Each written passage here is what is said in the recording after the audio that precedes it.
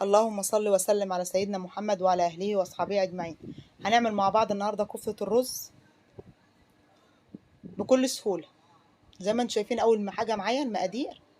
معايا كزبرة، بتاخدي الورق بس، حوالي ربطتين كزبرة، ومعايا نص مج شعرية، ومعايا بصلة، ومعايا قرنين فلفل، ومعايا ملح وفلفل وكمون وكزبرة وبابريكا، ومعايا كيلو رز. طبعا الرز ده احنا غاسلينه وناقعينه حوالي نص ساعة، وبعد كده صفناه.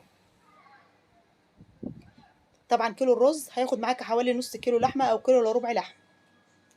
بس طبعا انا عشان هفرمه عند الجزار، فاللحمه هنجيبها من عند الجزار واحنا بنفرمه. وده يا دوبك عود شبت صغير، ما تكتريش شبت عشان الشبت ما يسمرهاش معاكي. احنا بس بنحط عود صغير عشان يديكي ريحه وطعم. طبعا ده كيلو الرز احنا غسلناه كويس زي ما قلت لكم، نقعناه حوالي نص ساعه وصفناه وحطيناه زي ما انتم شايفين. هنزل عليه بربطه خضره وقرنين فلفل عادي. طبعا الفلفل بيديله طعم وريحه جميله. وده نص قرن فلفل حراق، لو حابه تستغنى عنه استغنى عنه. ودي بصلايه متوسطه جدا. ومعايا كام فص توم، حوالي 7 8 فصوص. ومعايا ملح وكمون وكزبره وفلفل وبابريكا. طبعا انت لو حابه تضيفي بهارات غير دي ضيفيها، لو انت بتحبي طعم بهارات تانية، او حابه تشيلي بهارات من دي ما بتحبيش طعمها شيليه. ومعايا نص مج شعريه او مكرونه مرمريه من اللي هي الصغيره اللي موجوده عندي. كل ده هنحطه مع بعضه زي ما انتم شايفين كده، وهنعمله عند الجزار. طبعا كيلو الرز هياخد معاكي من نص كيلو لكيلو الا ربع لحمه. دي خلاص بعد ما فرمناها وجبناها، زي ما انتم شايفين العجينه طالعه معايا في منتهى الجمال وناعمه. دي لحمه معصجه اللي هي ببصل و... وفلفل ولحمه. هنعصجها عادي زي اي تعصيجه لحمه انت بتعصجيها، وهنحشي بيها الكفته زي ما انتم شايفين كده.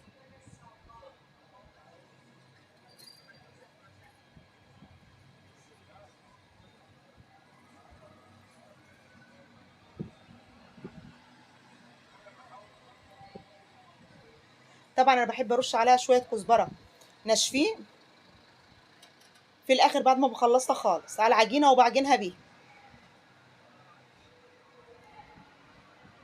انت حابه ما تحطلهاش شويه الكزبره دول ما تحطولهاش. زي ما انتم شايفين احنا بنحشيها. هنعمل كل الكميه بنفس الطريقه.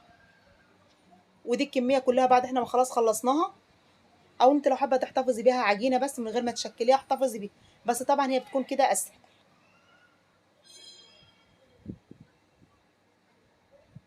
طبعا انا هبدا احمر منها شويه وهشيلهم في الفريزر، ابقى اعملهم في يوم تاني. وهعمل منها شويه من غير تحمير خالص، هسلقهم معاكم دلوقتي وهتشوفوه. ومفيش ولا واحده منهم هتفك معاكي. بس طبعا انا هبدا اعمل الاول اللي انا بحمرها.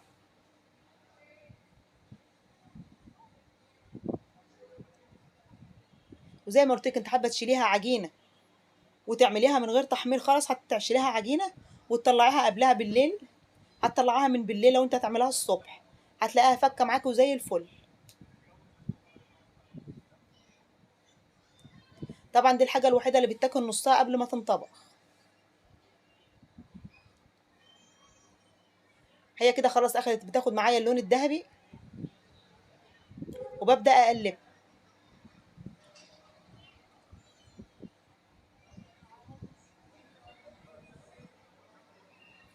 طبعا هوريها لكم دلوقتي، هتحس ان هي هتطلع معاكي الكفتايه منفوخه زي ما انتم شايفين كده.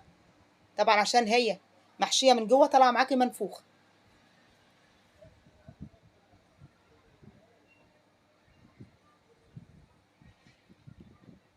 طبعا هي اخدت اللون الذهبي من الجنب ده والجنب ده. هبدا بقى اطلعها، وهبدا انزل برضو ببقيه الكميه. طبعا عشان انا عامله دور كميه، هبدا اقسمهم على اتنين على مرتين. هبدا احمر بقيه الكميه زي ما انتم شايفين كده اللي انا هحمرها. ودي الكميه التانية اللي انا هعملها، هطبخها من غير ما احمرها، وهوريكم برضو مش هتفك معايا ولا واحده.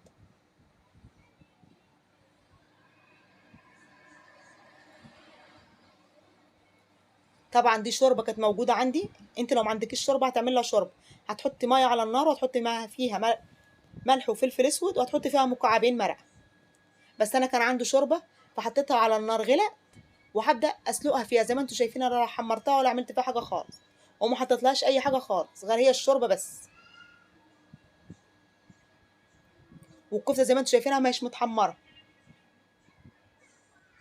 انت بتسقطيها وهي الميه بتغلي، وهنغطيها بقى ونسيبها تستوي معانا. وشوفوا انا بوريكم شكلها وهي بتغلي معانا، مفيش ولا واحده فك. انا بطلع لكم من الحله من تحت كمان عشان تشوفوها معايا. ودي كمان من غير تحمير، زي ما انتم شايفين كده مفيش ولا واحده فكت معايا. والحشو بيخلي قلبها من جوه هشش.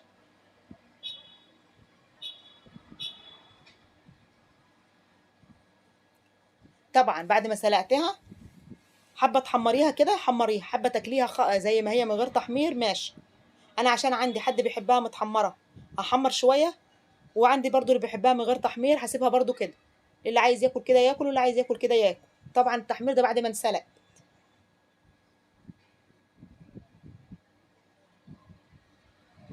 طالعه معانا في منتهى الجمال، مفيش ولا واحده فك.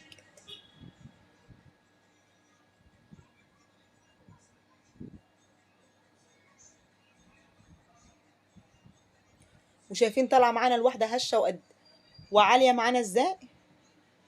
طبعا زي ما قلت لكم، انا في ناس بتحبها محمره بعد ما تنسلق، وفي ناس بتحبها كده.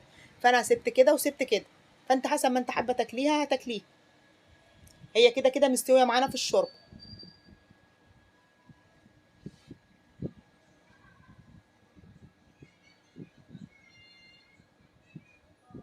وهكسر لكم دلوقتي واحده وتشوفوا شكلهم من جوه عامل ايه.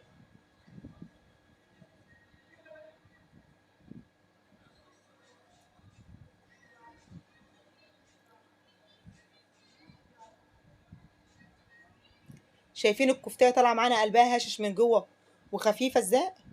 طبعا دي اللي محشيه باللحم. طبعا دي اللي احنا حمرناها بعد ما سلقناها حمرناها. ودي اللي من غير تحمير، برضه طالعه معانا هشه وفي منتهى الجمال. شو بقى انت حابه تاكليها محمره ماشي، حابه تاكليها كده من غير تحمير برضه براحتك، عشان لو في حد عامل دايت وعايز ياكل منها من غير تحمير ياكل منها. وهبدا اطبخ معاكم الكفته التانية طبعا اللي احنا حمرناها قبل كده، من قبل ما نطبخ اللي احنا حمرناها وهي نيه وشلناها في التلاجة او في الفريزر وقت ما تحبي تعمليها. اول حاجه معايا بصله، وهنزل عليها بشويه زيت.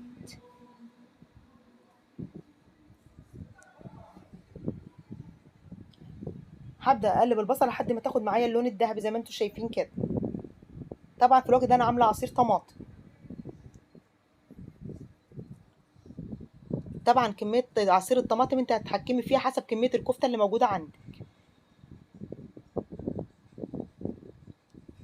كده نزلت بعصير الطماطم على البصله، وهسيبها لحد ما تستبك معايا زي ما انتم شايفين كده. طبعا النهارده انا ما كانش عنده شوربه، فنزلت الميه زي ما انتم شايفينها ميه عاديه خالص. نزلت الميه على التسبيكه اللي احنا عملناها اللي هي بصله، وحطينا عليها طماطم لحد ما استبكت معانا ونشفت. وهنزل فيها بمكعب مرقه، عشان طبعا التانية احنا طبخناها بشوربه عشان كانت موجوده، بس طبعا ما فيش شوربه فهنطبخها برده مش هنقف. نزلت بشويه كزبره وشويه فلفل اسود ومكعب مرقه دجاج زي ما انتم شايفين كده. وهبدا انزل بالملح. طبعا وانت بتحط الملح خدي بالك، لان طبعا المرقه بتكون فيها نسبه ملح. كده خلاص الشوربه اللي احنا عملناها غلت معانا. هبدا انزل بالكفته. طبعا انا كنت مطلعاها من بالليل وحطها في التلاجة، طلعتها من الفريزر بالليل وحطيتها في التلاجة للصبح. قلت عشان اطبخ برضو متحمره زي ما انتم شايفين. طبعا برضو دي محشيه وحمرناها قبل ما نشيلها. يبقى كده احنا طبخنا مع بعض الكفته بطريقتين. اي نوع انت حابه تطبخي او يعتبر بتلاتة كمان. التانية احنا حمرنا منها وسيبنا منها مسلوق، ودي حمرناها وشلنا منها في التلاجة، شلناها في الفريزر متحمرة جاهز.